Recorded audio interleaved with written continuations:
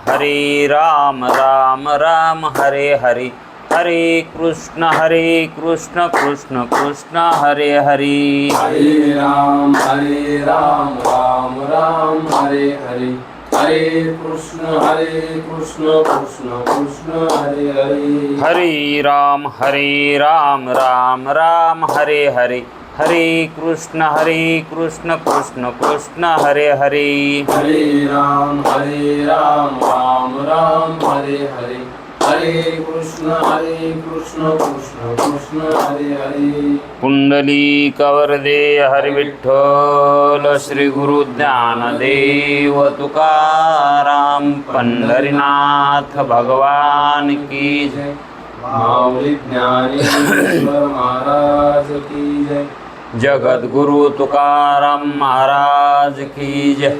ब्रह्मनिष्ठ गुरुवर्य रंगनाथ महाराज की जय। श्री विनायकं गुरुर्नौमि शाखरे नाम विश्रुतं, येषां चरण सान्निध्यात् जीवा मुक्ता भवन्ति। साखरे वंशविख्यातं ज्ञानदानपरायणं, विनायकं गुरुर्वन्दे भवबन्धविमुक्तये। श्रीरङ्गनाथं गुरुराजवर्यं मुमुक्षूणां ज्ञानदानेकदक्षं, प्रभावती क्षेत्रनिवासिनं नमामि वेदान्तविदामोरिष्टं। पुण्डलीकवरदे हरिविठ्ठल, श्री गुरु ज्ञानदेव तुकाराम, पंढरीनाथ भगवान की जय। माऊली ज्ञानेश्वर महाराज की जय। जो आनंद सत्य प्रकाश, विभो आणि आधार नाम रूपास, बुद्धी न जाणे आणि जाणे ही त्यास, तो अपार शुद्ध परमात्मा मीच्याशे। माझे अपार स्वरूप समुद्रावरती, जणू तरंग ब्रह्मा विष्णू महेश गणपती, सूर्य चंद्र वरुण यम मिरविती, देवी कुबेर ही तैसेची। जो सर्वज्ञानी दयाघन, मुनी हृदयी ज्याचे करीते ध्यान, त्याचे बुद्धी उपाधी करुणा, मिथ्या भान मजची माझी होतसे। ज्याच्या अज्ञाने भाषे जगत, जसा दोरीवरी सर्प दिसत, परी दोही ठाईना सर्प जगत। ते स्वतंत्र आणि स्वयं ब्रह्म मिथ्याशी, पुण्य पुरुषी सदैव निष्काम, बोध प्राप्ती कारणे भजावा राम। तो मिथ्या हे आत्माप्त काम, तरी नमन कवना करावे म्या। जयांचे केलिया स्मरण, सकल विद्येचे होय आदिकरण। हे चिवंदू श्रीचरण श्री गुरूंचे, ते नमस्कारोनी आता। चला, विचार सागर तरंग 6वा, परिच्छेद तोच आहे 67वा। जीव आणि ईश्वरांच्या संबंधी ग्रंथकारांची मते।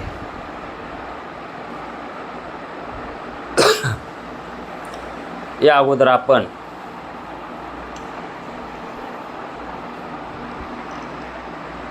आभासवाद सांगणारे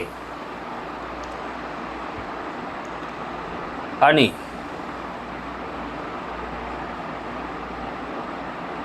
बिंब प्रतिबिंबवाद सांगणारे, प्रकाशात्मा बिंब प्रतिबिंबवाद सांगतात आणि आभासवाद विद्याधर स्वामी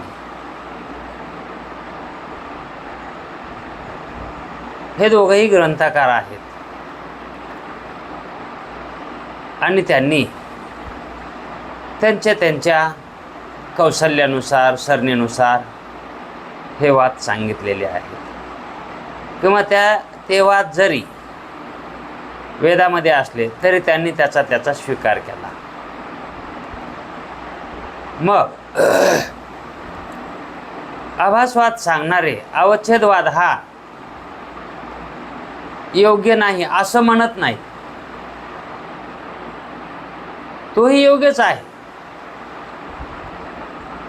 आणि प्रकाश आत्मा बिंब प्रतिबिंबवाद सांगतात म्हणून आभासवाद योग्य नाही असं ते म्हणत नाही. तो फरक आहे असं सांगतात. आमच्या सांगण्यात तो फरक आहे, पण ते सिद्धांत पटवून देण्यासाठी त्यांनी या वादांची निर्मिती केलेली आहे. तसाच अवच्छेदवाद सांगणारा काही वर्ग आहे. मग हा अवच्छेदवाद मधुसूदन सरस्वतींनी सांगितलेला आहे.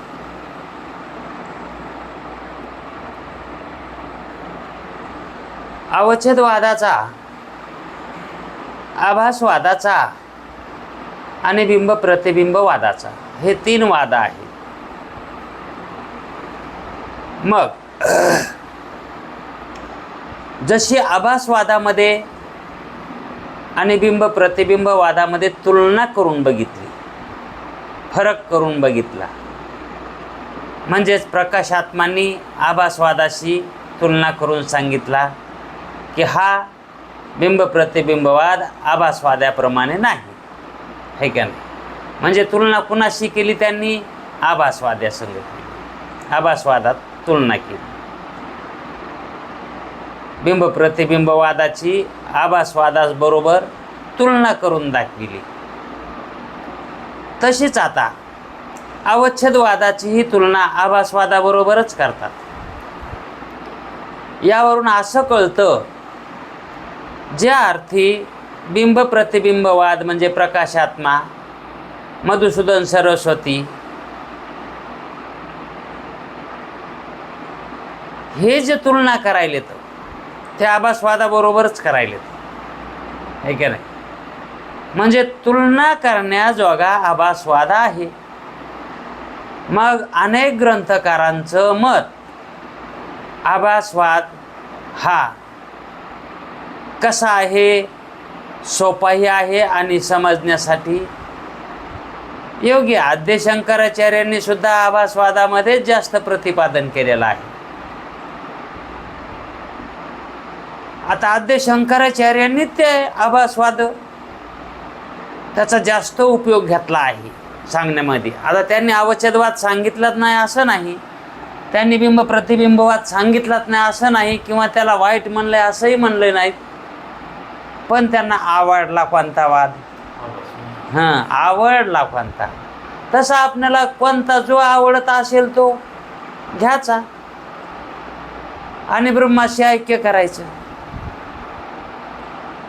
वाद कोणता घेतला याला महत्त्व नाही, आभेद झाला का याला महत्त्व. आपलं जीव ब्रह्म ऐक्य करण्याशी मतलब आहे, वाद कुणाचा बी घ्या ना. तसं अवच्छेदवाद एक आहे. आता अवच्छेदवाद आणि आभासवाद यांच्यामध्ये काय फरक आहे तो आता जाणायचा आहे. आद्य शंकराचार्यांनी त्यांनीच आभासवाद त्यांना आवडला असं नव्हे बरं का, तर ज्ञानेश्वर महाराजांना सुद्धा आभासवादच आवडला आहे. ज्ञानेश्वर महाराजांना सुद्धा आभासवादच आवडलेला आहे. एकनाथ महाराजांना सुद्धा आभासवादच आवडला आहे. सर्व संतांना आभासवादच आवडला आहे. कारण जनतेला त्यांनी अभंगातून याच्यातून ग्रंथामधून जो काय उपदेश केला आहे तो आभासवादातूनच केला आहे. का म्हणून तर आभासवाद कळायला हे का नाही, अधिकार थोडासा कमकुवत असला तरी पण हा जमत आहे, म्हणून त्या आभासवादाचाच स्वीकार केला आहे. मग त्यांनी जो आभासवाद आवडतो म्हणून सांगितला म्हणा, किंवा सोपा आहे म्हणून सांगितला आहे म्हणा, पण आभासवादामधूनच जास्त प्रतिपादन केलेलं आहे, एवढं मात्र निश्चित आहे. अवच्छेदवाद, या अवच्छेदवादामध्ये ईश्वर कसा मानतात, मानण्याची श्रेणी कशी पहा त्यांची. माया विशिष्ट चैतन्य, माया विशिष्ट चैतन्य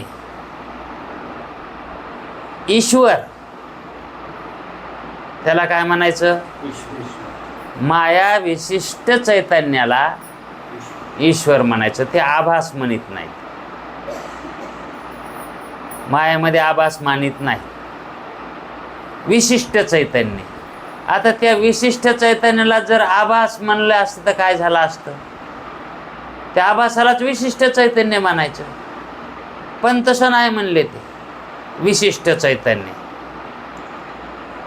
म्हणजे ईश्वर, आणि वेष्टी अज्ञान विशिष्ट चैतन्य,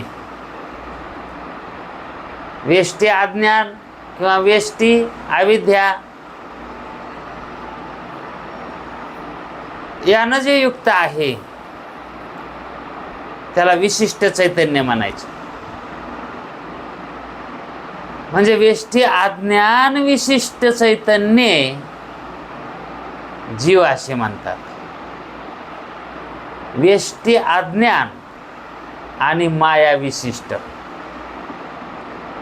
ईश्वराचं स्वरूप सांगताना माया विशिष्ट म्हणतात, आणि जीवाचं स्वरूप सांगताना अविद्या विशिष्ट म्हणतात, चैतन्य, है का नाही. मग आता माया विशिष्ट म्हणजे काय आणि अविद्या विशिष्ट म्हणजे काय. जसं विशिष्ट कशाला म्हणतात, घरामध्ये सूर्याचा प्रकाश नसतो, पण प्रकाश नसतो असं नाही. सूर्याचा जो विशेष प्रकाश आहे, ऊन, ते ऊन घरात असतं का, पण उजेड असतो ना. मग तो उजेड ही प्रकाशच आहे ना. मग तो कोणता प्रकाश आहे, सामान्य. तो प्रकाश कोणता आहे, सामान्य प्रकाश आहे. आणि बाहेर जे उन्हामध्ये प्रकाश असतो तो विशेष प्रकाश आहे. आणि जर त्या घरामध्ये भिंगाच्या साह्यानं कडवासा जर टाकला मधात, तर तोही प्रकाश पडतो तिथं.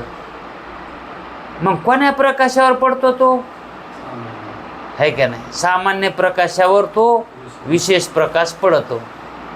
मग त्या ठिकाणी दोन प्रकाश झाले की नाही, सामान्य एक, है का नाही. मग सामान्य प्रकाश तर सर्वच ठिकाणी आहे. सामान्य प्रकाश तर अगोदरच सर्व ठिकाणी आहे ना. त्याला कोणी पाडलंय का, सामान्य प्रकाशाला कोणी पाडलंय का, म्हणजे कोणी तयार केलाय का, म्हणजे काय उपाधी आहे का त्याला, सामान्य प्रकाशाला नाही. पण त्या प्रकाशावर उपाधीच्या साह्याने, म्हणजेच दर्पणाच्या साह्याने जर कडवासा घरामध्ये पाडला, किरण जर घरामधल्या प्रकाशावर पाडलं, खोलीमध्ये पाडलं, तर त्या ठिकाणी प्रकाश प्रतीतीला येतो. मग तो प्रकाश विशिष्ट प्रकाश. तो प्रकाश कोणता आहे, विशिष्ट प्रकाश. कारण सामान्य प्रकाश सर्वत्र आहे, आणि हा विशेष प्रकाश पाडलेला हा संकुचित आहे. व्यापक आहे का सामान्यासारखा. मग विशिष्ट जे असतं ते व्यापक नसतं. विशिष्ट प्रकार, आहे का नाही. प्रकारानं विशिष्टता येते का नाही. प्रकार म्हणलं की नाना आले, मग अमुक एक प्रकाराचा, दुसरं एक त्या प्रकाराचं, असे नाना प्रकार झाले. मग विशिष्ट प्रकार कोण्या प्रकाराचं आहे का नाही, त्याला म्हणायचं विशिष्ट. मग विशिष्ट कशाला म्हणतात ते कळालं आहे का नाही. मग अशी ती व्याख्या करतात ईश्वराची, माया विशिष्ट. माया विशिष्ट चैतन्य ते ईश्वर चैतन्य. मग माया विशिष्ट ते मायामध्ये आहे म्हणून विशिष्ट, त्याला विशिष्ट म्हणा. मायात आहे म्हणून त्याला विशिष्ट म्हणायचं. आणि अविद्येत आहे म्हणून त्याला विशिष्ट म्हणायचं, कारण ते अविद्येत आहे ना, ते विशिष्ट झालं ना, आहे का नाही. मग विशिष्ट चैतन्य हे एखाद्या पदार्थाच्या ठिकाणी जे चैतन्य असतं त्याला विशिष्ट चैतन्य म्हणावं, असं अवच्छेदवादी म्हणतात. जीवाचं आणि ईश्वराचं स्वरूप सांगते वेळस त्याला विशिष्ट म्हणा, आभास म्हणू नका. त्याला काय म्हणा, हां, आणि प्रतिबिंबही म्हणू नका. त्याला प्रतिबिंब म्हणू नका आणि आभासी म्हणू नका, त्याला विशिष्ट म्हणा. एक विशिष्ट प्रकारचं चैतन्य आहे का नाही, असं अवच्छेदवादी म्हणतात. आता दोघाची व्याख्या कळाली, जीवाचीही आणि ईश्वराची. याप्रमाणे ग्रंथकारांची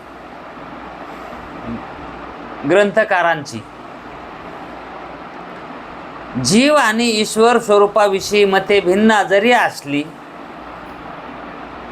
आता तिघाचे तीन वेगवेगळे मत झाले का नाही, ईश्वर संबंधी, जीव संबंधी, आहे का नाही.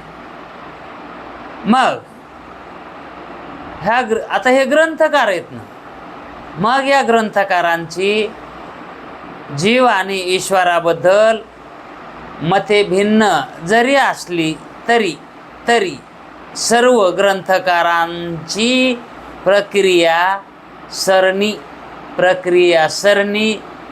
प्रक्रियाची पद्धत, सरणी म्हणजे पद्धत, अद्वैत आत्मज्ञानाकरताच आहे का नाही, कशासाठी सांगायलेत ते, अद्वैत आत्मज्ञान व्हावं, ब्रह्मज्ञान व्हावं, याच्यासाठी सांगत आहे.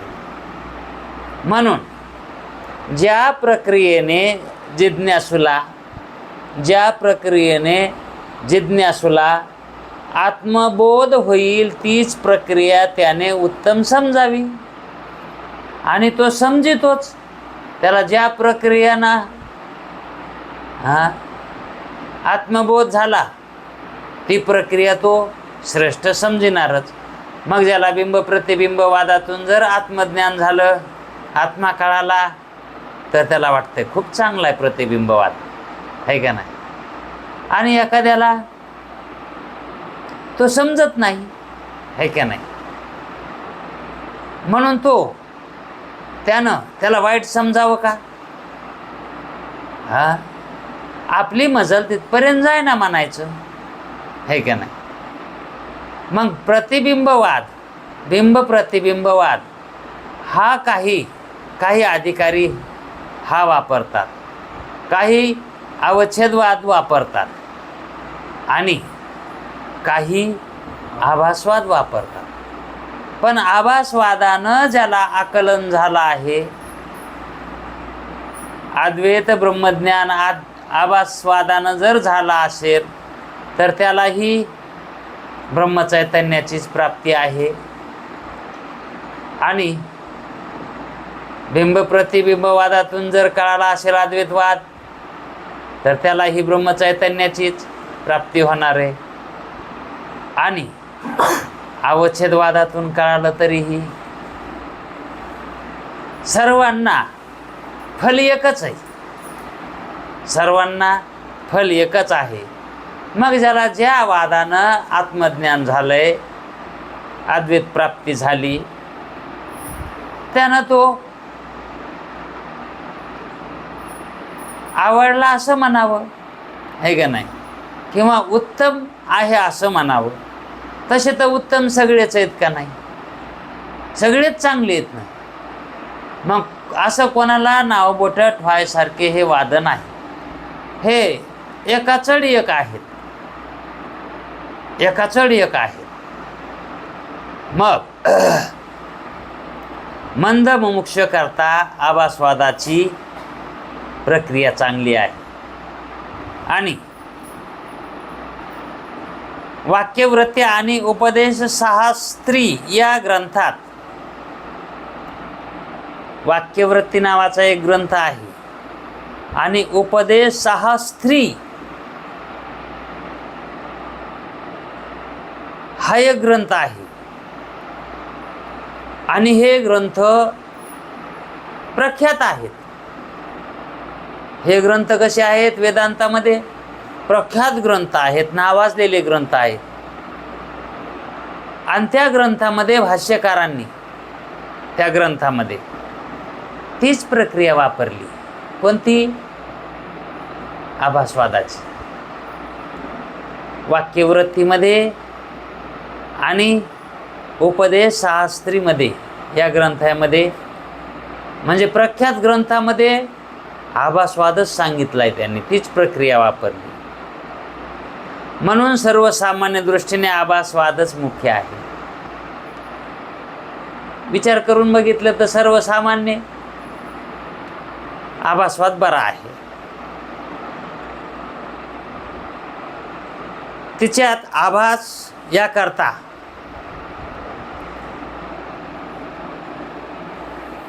सर्वसामान्य दृष्टीने आभासवादच मुख्य आहे.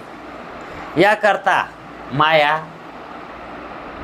तिच्यात आभास, तिच्यात मायेमध्ये आभास आणि अधिष्ठान चैतन्य असा सर्वशक्तिमान, असा सर्वशक्तिमान, सर्वज्ञ, विभू आणि प्रमाण, परोक्षे, परोक्षे आहे का नाही? आणि कसा? हा, माया आहे का नाही? माई. आणि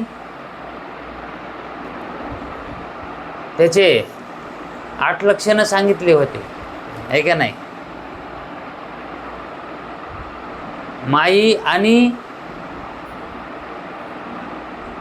बंधमोक्ष रहित, आहे का नाही? व्यापक, व्यापक आणि आणखी एक राहिलं,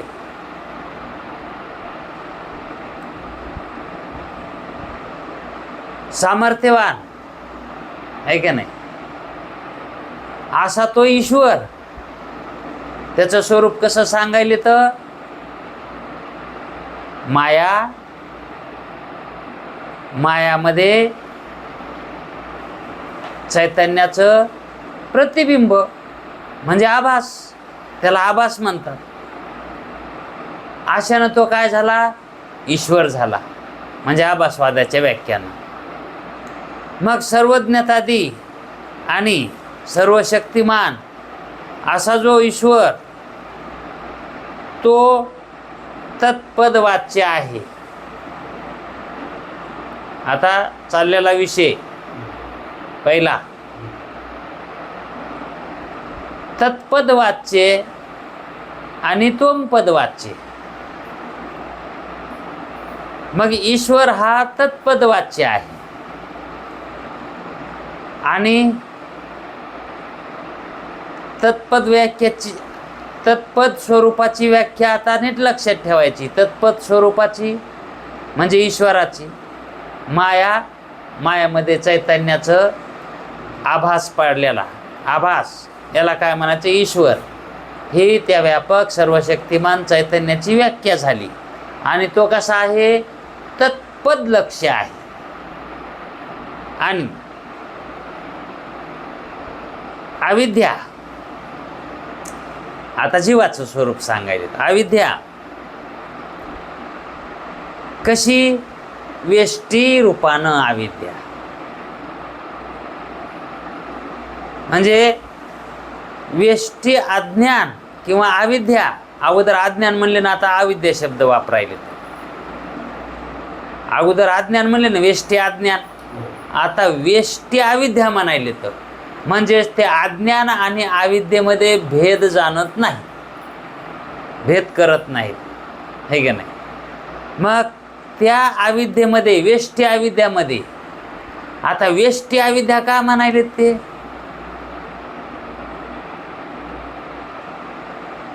कारण अविद्येचं स्वरूप कसं आहे, वेष्टन करणं, आवरण करणं आहे. म्हणून ती कशी अविद्या मानली, वेष्टी अविद्या. आता वेष्टीचा खरा अर्थ कसा आहे, संकुचित, लहान, आहे का नाही, व्यापक नाही. म्हणजेच या व्याख्येमध्ये जे अवच्छेदवादी व्याख्या करतात ती कशी संपूर्ण व्याख्या करतात पहा, हे घ्यायसारखं आहे त्यांचं.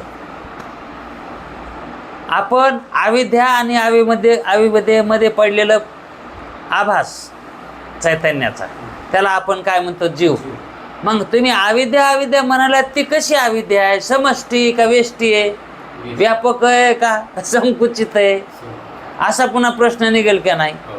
म्हणून ते जाणीवपूर्वक म्हणतात वेष्टी अविद्या, म्हणजे संकुचित अविद्या.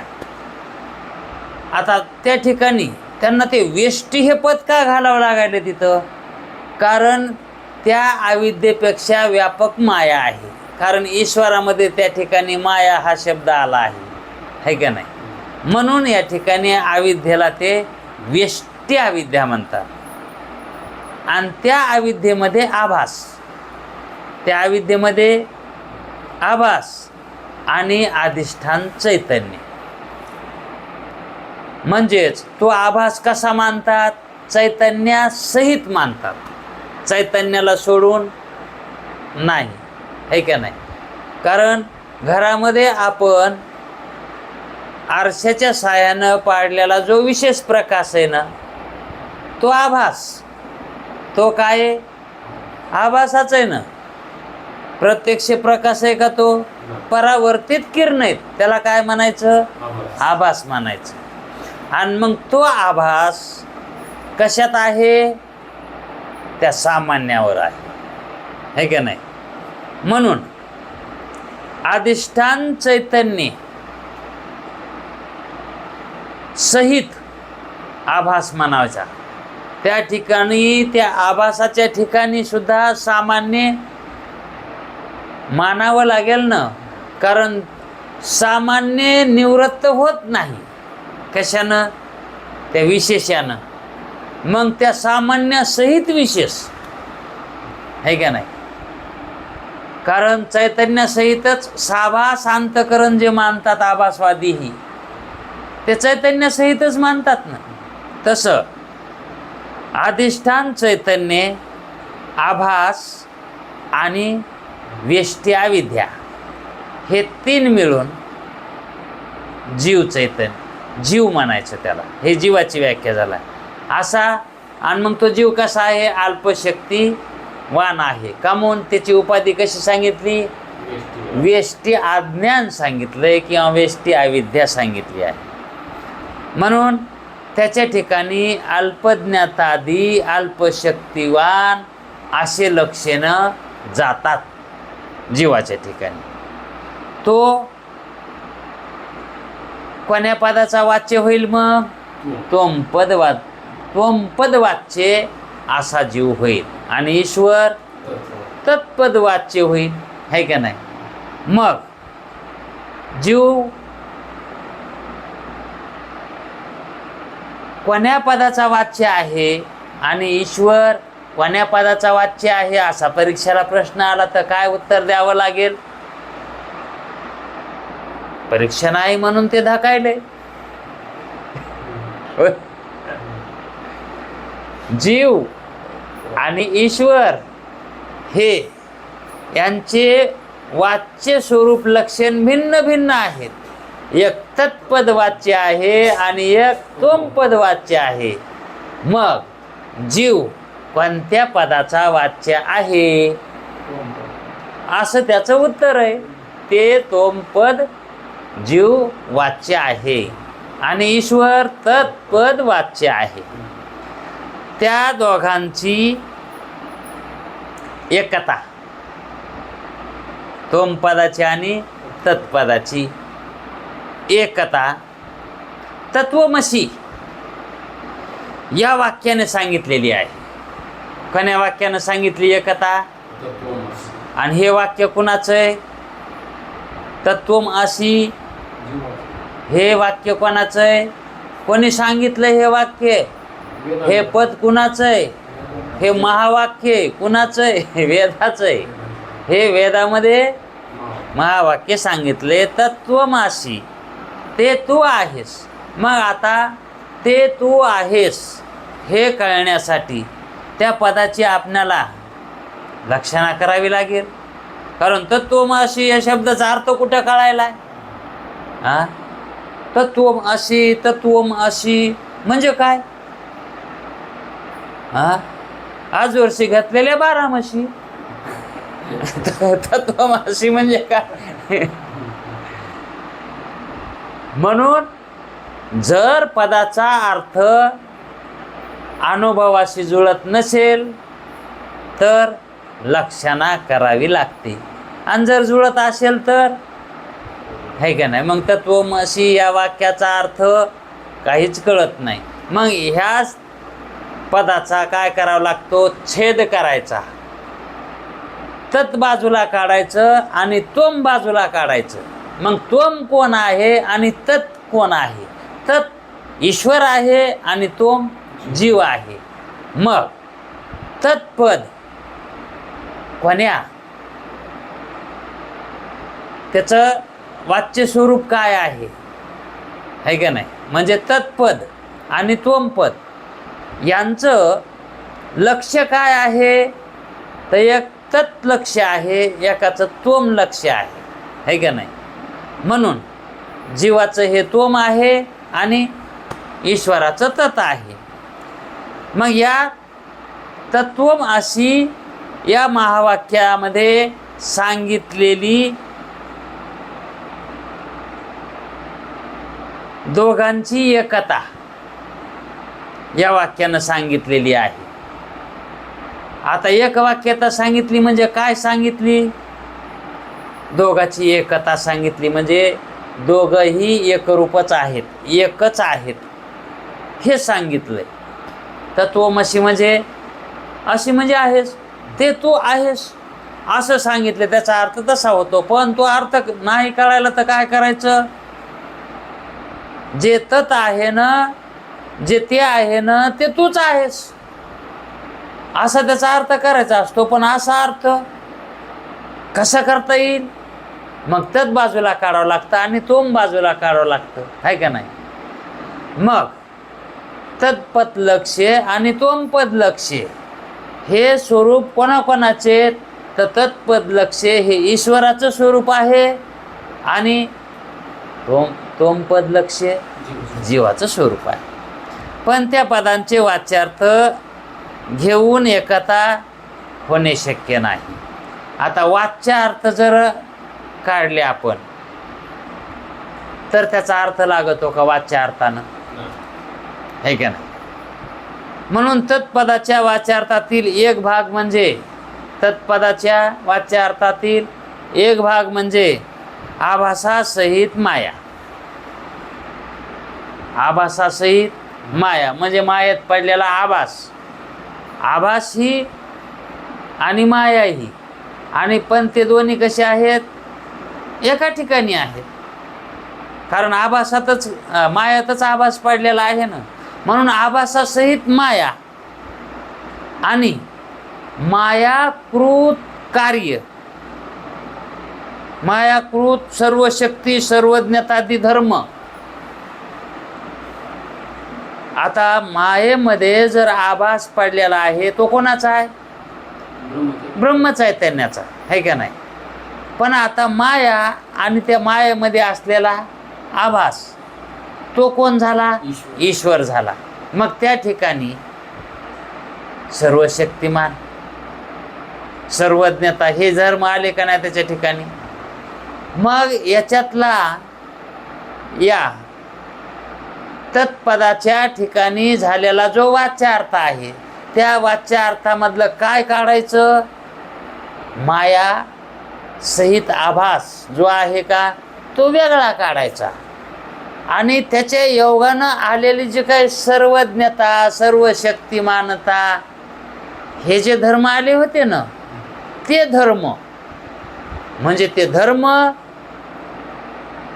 आभासाचे आणि त्या मायाचे धर्म आणि आभास आणि माया यांना काय करायचं? बाजूला काढायचं. मग काय उरतं तिथं? चैतन्यच उरतं ना, ब्रह्मचैतन्य आहे का नाही? मग ते खरं स्वरूप ईश्वराचं. ईश्वराचं खरं स्वरूप कोणतं? ते आहे का नाही? आणि मग ते ब्रह्मचैतन्य ईश्वर चैतन्य आहे का? कारण ते मायाच्या योगाने कसं झालं आहे?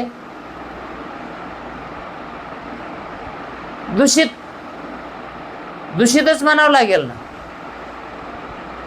कारण ब्रह्म कसं आहे? शुद्ध आहे. ब्रह्म कसं आहे? शुद्ध आहे. त्याच्या ठिकाणी कोणता गुणही नाही आहे का नाही? म्हणून ते शुद्ध आहे.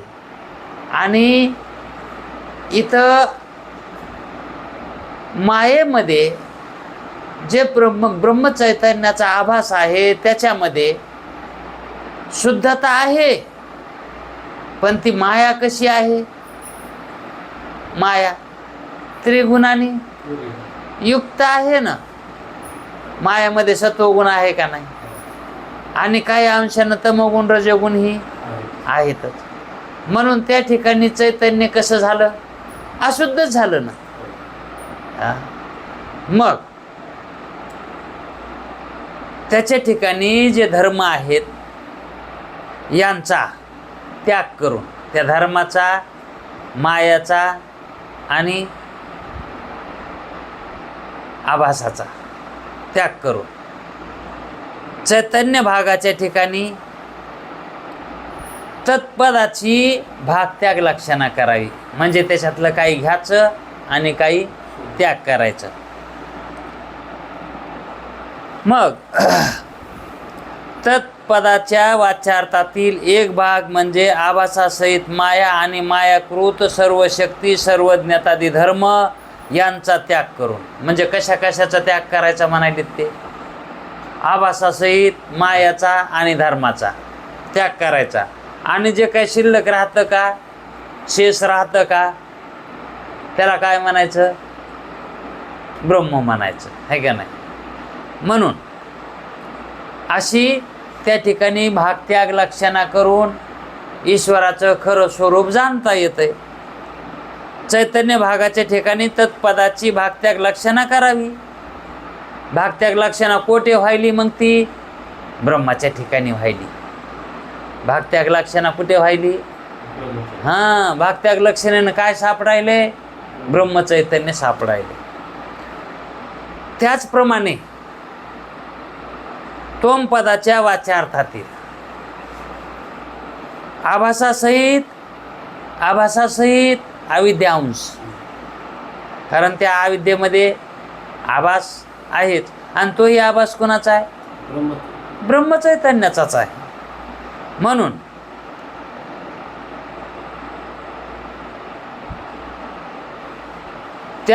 त्याचप्रमाणे त्वम पदाच्या वाच्यार्थातील आभासासहित अविद्या आणि तत्कृत अल्पशक्ती अल्पज्ञातादी हे जे धर्म आहेत यांचा त्याग करून चैतन्य भागाचे काय करायचे आहे, त्याच्या ठिकाणी तोम पदाची लक्षणा करायची, भागत्याग लक्षणा त्या तोम पदाची.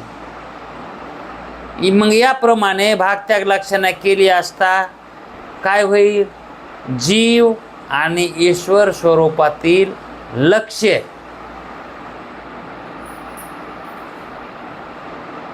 जीव आणि ईश्वर स्वरूपातील जे लक्ष्य आहे, जो चैतन्य भाग त्याची एकता काय होईल, मग तत्त्वमसि. त्याची आता पुन्हा एकता केल्यावर काय होईल, मग तो शब्द तत्त्वमसि. अशी जर समजा भागत्याग लक्षणा केली तर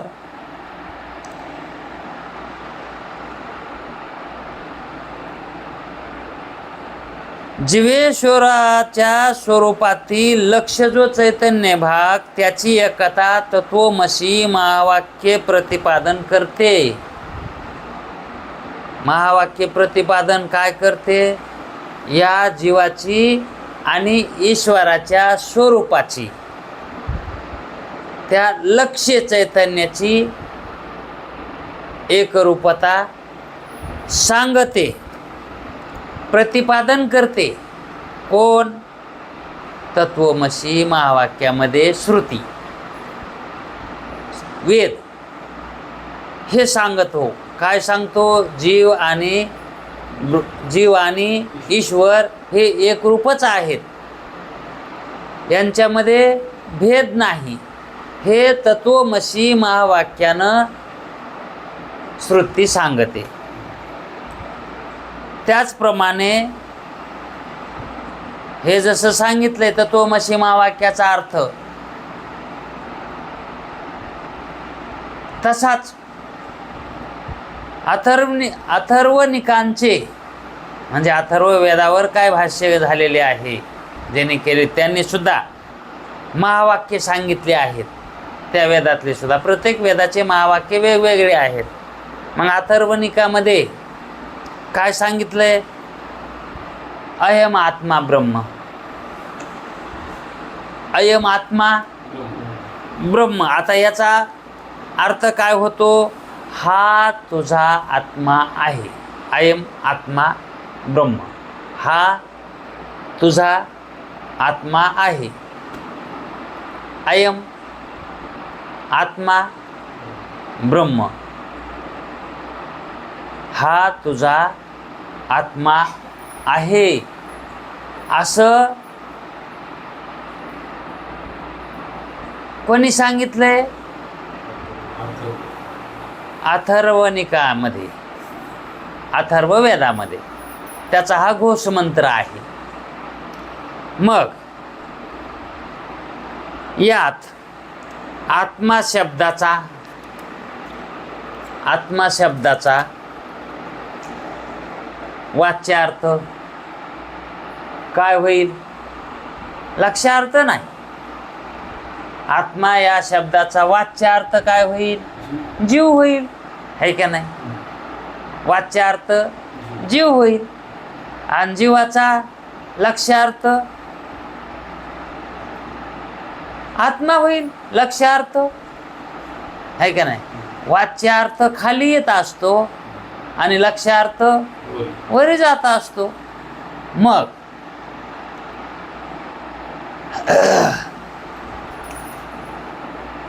जीवाचा वाच्यार्थ, आत्म्याचा वाच्यार्थ जीव, है का नाही. जीव आणि ब्रह्म शब्दाचा वाच्यार्थ काय होईल, मग ईश्वर होईल ना. वाच्यार्थ, लक्ष्यार्थ नाही. आणि लक्ष्यार्थ काय होईल, मग साक्षी, है की नाही. आपण तर वाच्यार्थानं बघितलंच ना, जीवाचा जो लक्ष्यार्थ काय सांगितला होता? साक्षी, आत्मा, कुटस्थ, हे ब्रह्मरूपच आहेत ना. म्हणून लक्ष्यार्थ साक्षी व ब्रह्म, साक्षी किंवा ब्रह्म किंवा साक्षी ब्रह्मरूपच आहे ना. म्हणून साक्षी व ब्रह्म चैतन्य आहे. आणि ऋग्वेदामध्ये हे कोणतं सांगितलं होतं? अथर्ववेदाचं सांगितलं होतं, अयम आत्मा ब्रह्म. त्यामध्ये वाच्यार्थ आणि लक्ष्यार्थ आहे का नाही. मग वाच्यार्थाचा लक्ष्यार्थ आणि लक्ष्यार्थाचा वाच्यार्थ आहे का नाही. लक्ष्यार्थामध्ये कुठे असतं? साक्षी, आत्मा हे कसे आहेत? लक्ष्यार्थामध्ये येतात. आणि वाच्यार्थामध्ये काय येईल मग? जीव, ईश्वर हे वाच्यार्थामध्ये येतील ना, आहे का नाही. म्हणून त्या वाच्यार्थाचा लक्ष्यार्थ काय आहे? साक्षी ब्रह्म हेच लक्ष्यार्थ आहेत त्या दोघाची. म्हणून ऋग्वेदामध्ये सुद्धा असंच सांगितलंय त्या महावाक्यामध्ये, प्रज्ञानम ब्रह्म. ऋग्वेदाचं महावाक्य काय आहे? प्रज्ञानम ब्रह्म. यातही प्रज्ञान शब्दाचा वाच्यार्थ जीव आहे. प्रज्ञान आणि ब्रह्म शब्दाचा वाच्यार्थ ईश्वर. तिथंही असंच सांगितलंय. ब्रह्माचा वाच्यार्थ ईश्वरच सांगितलंय आणि प्रज्ञानाचा वाच्यार्थ जीवच सांगितलाय. आणि ब्रह्म शब्दाचा वाच्यार्थ ईश्वर आणि लक्ष्यार्थ साक्षी व ब्रह्मचैतन्य आहे. साक्षी आणि ब्रह्मचैतन्य आहे. तसंच यजुर्वेदामध्ये सुद्धा महावाक्य सांगितलंय, अहम ब्रह्मास्मी. मागे आपण याच्यावर चिंतन झालं ना. अहम ब्रह्मास्मी म्हणजे या चारही महावाक्यावर झालं होतं, आहे का नाही. आणि हे कोण्या वेदाचं कोणतं वाक्य आहे तेही सांगितलं होतं. मग यजुर्वेदाचं काय महावाक्य आहे? अहम ब्रह्मास्मी. यातही अहम जीव आहे. आणि या अहम शब्दाचा अर्थ जीव आणि ब्रह्मास्मी. ब्रह्म शब्दाचा वाच्यार्थ ईश्वर. असंच होईल का नाही? म्हणजे सगळ्या महावाक्याचे अर्थ एक व्हायलेत का नाही? सगळ्या महावाक्याचे. आणि महावाक्य तर वेगवेगळे आहेत का नाही? पण लक्ष्यार्थ एकच व्हायला आहे.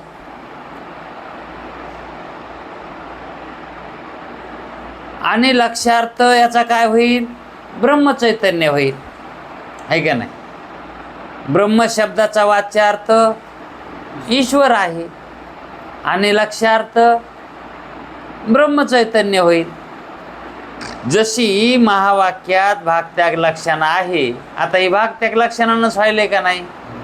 मग ही जशी महावाक्यामध्ये भागत्याग लक्षणं आहे तशी सत्य ज्ञान अनंतम ब्रह्म, अनंतम ब्रह्म,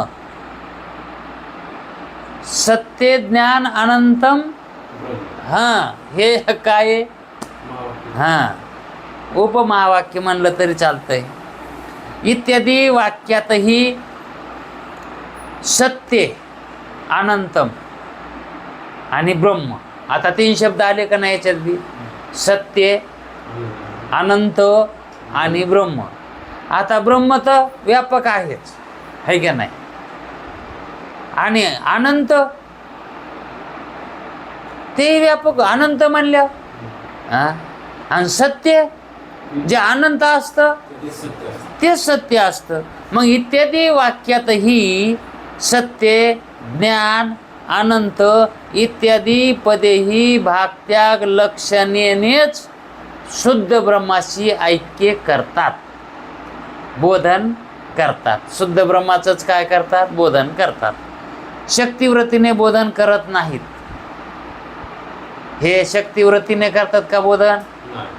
म्हणून सुरुवातीला त्यावेळेस शक्तिवृत्तीचं लक्षण सांगतानाच म्हणले शक्तिवृत्तीचं इथं काहीही चालत नाही, त्याचा काही उपयोग नाही. कारण शुद्ध ब्रह्म कोणताही पदाचे वाच्य नाही. आता हे नीट लक्षात घ्यायचं, शुद्ध ब्रह्म कोणत्याही पदाचं वाच्य नाही, शुद्ध ब्रह्म नाही, कोणत्याच पदाचं वाच्य नाही. ते वाच्याला येतच नाही ना. शुद्ध ब्रह्म वाच्य स्वरूपाला येतच नाही, हा सिद्धांत आहे. म्हणून सर्व पदे विशिष्टाचीच वाचक आहेत. सर्व पद हे जी पद आहेत, अहम ब्रह्मास्मी, अयम आत्मा ब्रह्म, तत्वम असि, ही पद कशाची वाचक आहेत? विशेषाचीच आहेत, त्या सामान्याची नाहीत. कारण सामान्य शुद्ध आहे, ते कोणाला वाच्यही होत नाही आणि ते कोणाचं वाचकही होत नाही. म्हणजे ते कोणाला जाणीतही नाही आणि त्यालाही कोणी, ते कोणाला विषय होत नाही आणि त्यालाही कोणी विषय होत नाही. ते कोणाला पाहत नाही आणि त्यालाही कोणी पाहत नाही. आता याला कारण माहीत असेल ना, का म्हणून पाहता येत नाही? कारण ते इंद्रियाला विषय होत नाही. इंद्रिय व्यावहारिक सत्तेतले आणि ते पारमार्थिक सत्तेतला आहे. मग ते पारमार्थिक सत्तेतला असल्यामुळे त्याच्यामध्ये व्यावहारिक सत्ता मुळी नाहीच. म्हणून त्याला व्यावहारिक सत्ता विषय होत नाही आणि व्यावहारिक सत्तावान असणाऱ्या जीवाला ते विषय होत नाही. म्हणून तो कसा आहे? अविषयी आहे. अविषयी सुद्धा मानण्याची समजण्याकरता उपयोगिता आहे, पण त्याला अविषयी सुद्धा म्हणण्याची गरज नाही, ते म्हणू देत नाही. म्हणून सर्व पदे विशिष्टाचीच वाचक आहेत. हे जे पद सांगितली ना आता महावाक्य, ही कोणाची वाचक आहेत? हां, विशिष्टाची. कारण हे विशिष्ट झालेत ना, मायानं झालेलं आहे आणि अविद्येनं झालेले आहेत. म्हणून हे विशिष्ट झालेत. म्हणून ते वाच्य वाचक भावाला सांगता येतात. मग आता हे सांगता यायलेत ना, जीवाचं स्वरूप सांगता यायले, ईश्वराचं सांगता यायले. हां, ब्रह्माचं कसं सांगावं? कशानं सांगावं? ब्रह्माचं स्वरूपाचं कसं लक्षण करावं? लक्ष्य कसं सांगावं? त्याचं लक्षण, त्याला लक्षणच नाहीत. म्हणून तर त्याला अलक्ष्य म्हणतात. त्याचं लक्षण काय आहे? अलक्ष्य हेच त्याचं लक्षण आहे. आणि केवळ शुद्ध लक्ष्य आहे. कसं आहे? शुद्ध लक्ष्य आहे. मायाची कशी अपेक्षिक सत्यता आणि चैतन्याची अपेक्षिक म्हणजे सापेक्षिक धरायचं इथं, आणि चैतन्याची निरपेक्षिक सत्यता. चैतन्याची कशी आहे सत्यता? निरपेक्ष आहे का ना. मायेची सापेक्ष आहे. मग ह्या दोघांना मिळून, सापेक्षिक आणि निरपेक्षिक, ह्या दोघांना मिळून सत्पदाचे वाच्य आहे. त्याला सत काऊन म्हणावं लागले?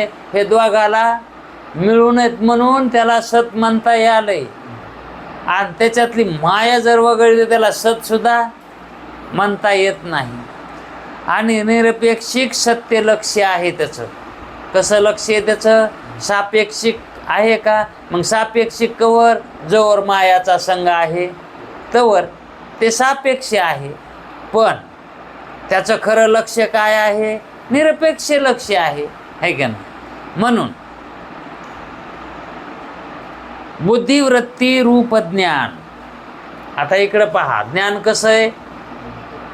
बुद्धी असल्याशिवाय ज्ञान आहे का? आणि वृत्ती असल्याशिवाय ज्ञान आहे का? मग जेवढे जेवढे ज्ञान म्हणून आहेत ते बुद्धी वाचून वृत्ती वाचून आहेत का? मग हे ज्ञान कोणती म्हणायची? हो, मग सापेक्षिक का निरपेक्षिक? सापेक्ष ज्ञान आहे, म्हणून तर त्याला वृत्ती ज्ञान म्हणतात, आहे का नाही? आणि वृत्ती वास्तविक कशी आहे? सत्य आहे का मिथ्या आहे? मिथ्या आहे. मग तिच्याद्वारा होणारं ज्ञान कसं होणार? मग सापेक्षिक ज्ञान हे कसं आहे? मिथ्या आहे का नाही? मग जीवाला जीवाचं ज्ञान झालं, हा, जीवाला ईश्वराचं ज्ञान झालं. हे कसे ज्ञान आहेत? आणि ही वृत्तीनं होणार आहेत ना, आहे का नाही? मग हे सापेक्ष ज्ञान हे मुक्तीला कारण ठरत नाही. निरपेक्ष ज्ञान व्हावं लागतंय. आणि निरपेक्ष ज्ञान कसं आहे? मग वृत्ती वाचून आहे का नाही? म्हणून बुद्धी वृत्ती रूप ज्ञान आणि स्वयंप्रकाश ज्ञान. आता सापेक्ष ज्ञान कोणतं मानलं आपण? बुद्धीला धरून वृत्तीला धरून जे ज्ञान होतं ते सापेक्ष ज्ञान आहे का नाही?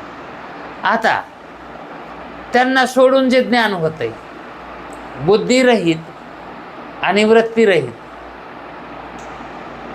जर ज्ञान आहे तर ते ज्ञान कोणतं? मग ते स्वयंप्रकाशित आहे. त्याला कुणाची प्रकाशन करण्याची काही गरज आहे का ज्ञानाला? कारण ज्ञानच सगळ्याचं प्रकाशन करणार आहे का नाही? प्रकाशन कोण करायलंय? ज्ञानामध्ये शक्ती न ती सामर्थ्य ज्ञानाचंच आहे ना. मग त्या ज्ञानाला प्रकाशन कोण करेल? मग ते स्वयंप्रकाशितच म्हणावं लागेल ना. ते आपण आपणाला प्रकाशित करतं. मग ते स्वयंप्रकाशित ज्ञान, त्या ज्ञानाला काय म्हणायचं? स्वयंप्रकाशित ज्ञान. ही दोन्ही मिळून ज्ञानपदाचे वाच्य, ज्ञानपदाचे वाच्य म्हणजे स्वयं प्रकाशरूप ज्ञान आणि वृत्तीरूप ज्ञान, ह्या दोघांची सांगड घालून काय होईल? हे दोन्ही मिळून. कारण स्वयंप्रकाशित जर ज्ञान नसतं तर वृत्तीला ज्ञान झालं असतं का? कारण अधिष्ठान रूपानं कोण आहे? स्वयंप्रकाशित ज्ञान आहे ना, आत्मज्ञान. आत्मा हे ज्ञान रूपच आहे ना. मग अधिष्ठान रूपानं कोण आहे? आत्माच आहे. मग ते आत्मासहित आभास आहे. अंतःकरणामध्ये आभास कसा आहे? हां, त्या अधिष्ठानासहित आभास आहे. तो अधिष्ठानाला सोडून कसा आभास राहील? जर समजा रस्त्यावरून भिंगानं प्रकाश घरात पाडला आणि पाडला की भिंग ठुलं झाकून, आभास राहील का? ते आहे का नाही? तसंच आहे ना. मग ते आत्म्यासहित आभास आहे ना. तो आत्म्याला सोडून राहतो का?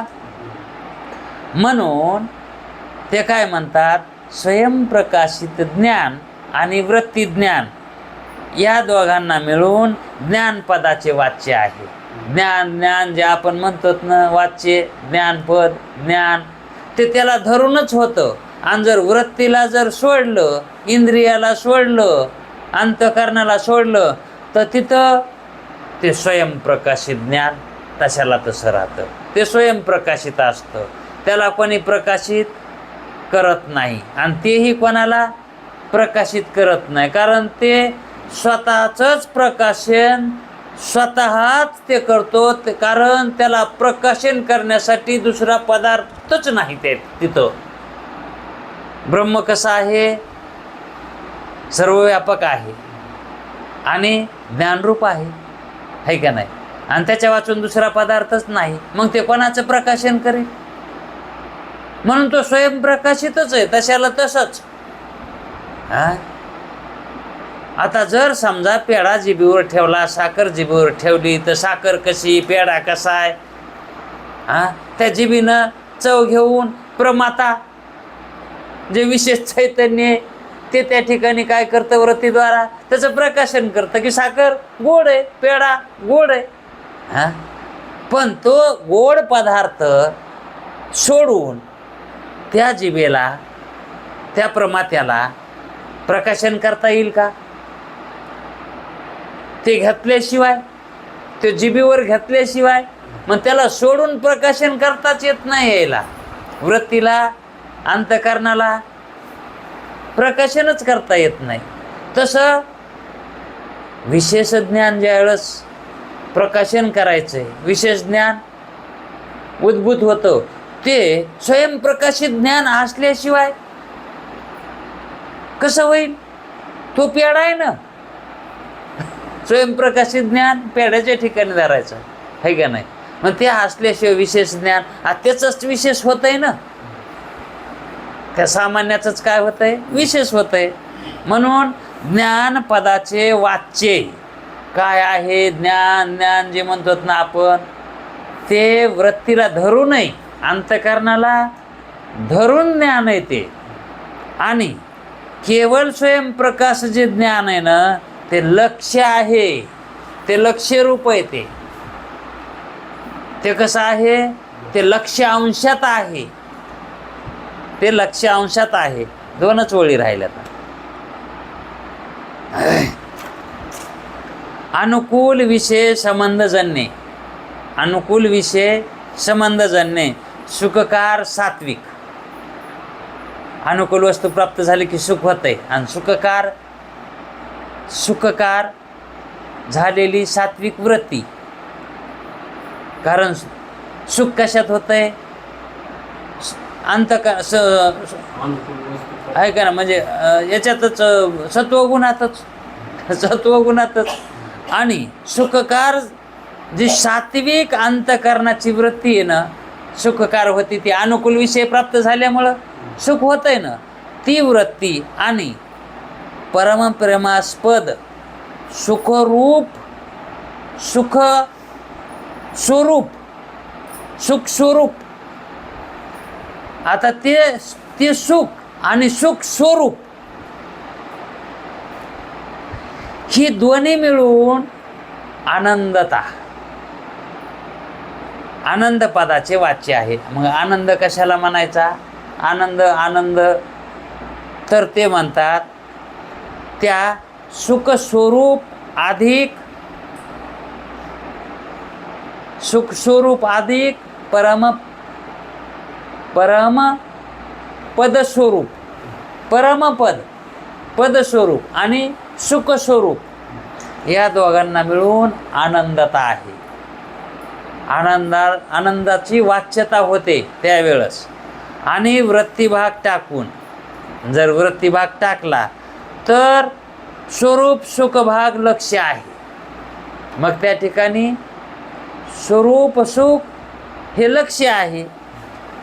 या रीतीने सर्व पदाची शुद्धाच्या ठिकाणी लक्षणा, शुद्धाच्या ठिकाणी लक्षणा संक्षेप शारीरिक कारांनी सांगितलेली आहे.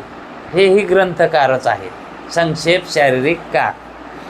याप्रमाणे जीवब्रह्माची ऐक्यता निश्चय करण्यास महावाक्याचा दोन्ही पदाच्या ठिकाणी लक्षणा, दोन्ही पदाच्या ठिकाणी लक्षणा, तत्च्या ठिकाणी लक्षणा करायची आणि तोमच्या ठिकाणी करायची. लक्षणा अंगीकारावी लागते लक्षणा. तेव्हा आनंद प्राप्त होतं, सत्यता कळते आणि चिदत्व म्हणजे ज्ञानत्व कळते. म्हणजे सच्चिदानंद ब्रह्म कसा आहे किंवा जीवाचं स्वरूप कसं आहे याचं ज्ञान होतं. हे लक्षणा केल्याशिवाय होत नाही. आणखी यामध्ये आता जास्त वेळ झालाय, उद्याच्या भागामध्ये पाहू. तसा हा भाग झालाय. कुंडली कवरदे हरिविठ्ठल.